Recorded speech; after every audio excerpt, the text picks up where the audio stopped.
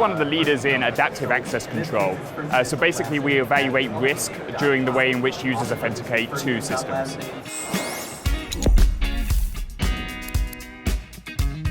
How our product works is essentially that we have an authentication API that enables our customers to embed our behavioral biometrics capability into their own homegrown applications. So the example that we have here with one bank, which is a fictitious bank, is essentially an internet banking application that will allow users to perform a wire transfer. So I will log in successfully, I will leave the application logged in and unattended, and then Craig is going to attempt to do a wire transfer, and he happens to know my password. Now, he will be unsuccessful in that attempt because even though he has my password, the system is evaluating his keystroke dynamics and his mouth movement and is determining from that that it's actually not me, but it's actually him. And therefore, he's an attacker.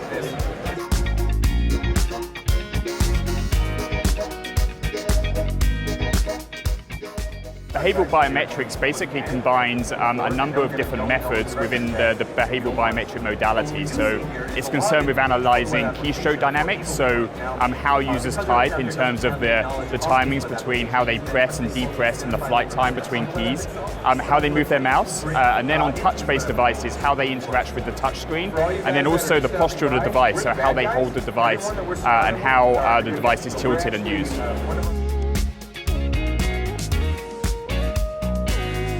Passwords present a very low-cost way of securing access to systems. So the password in itself is not necessarily, it's not the fact that it's insecure, it's the fact that it's easily obtainable by attackers. It's something that can easily be replayed and easily reused. So, of course, a password requires human knowledge. It's what it is. It's a knowledge-based form of identification or verification.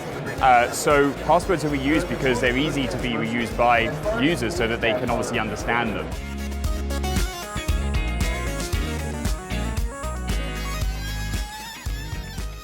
So IT leaders can get the message across about using better passwords really through education. So one of the biggest reasons that we see breaches that we have today where users are susceptible to social engineering techniques is really through the lack of training. And the same goes not for just training them what to click and what not to click, and what is good and what isn't good, but also telling them how to use good passwords, good password practice. So I would say it really comes down to training of the end user at the end of the day.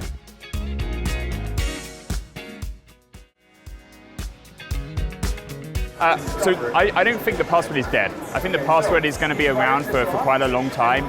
It's very low cost in terms of providing a factor of authentication. I think that biometrics and behavioral biometrics gives us a good way of reducing risk around password use, and it's part of the path of getting us to a passwordless methods of authentication.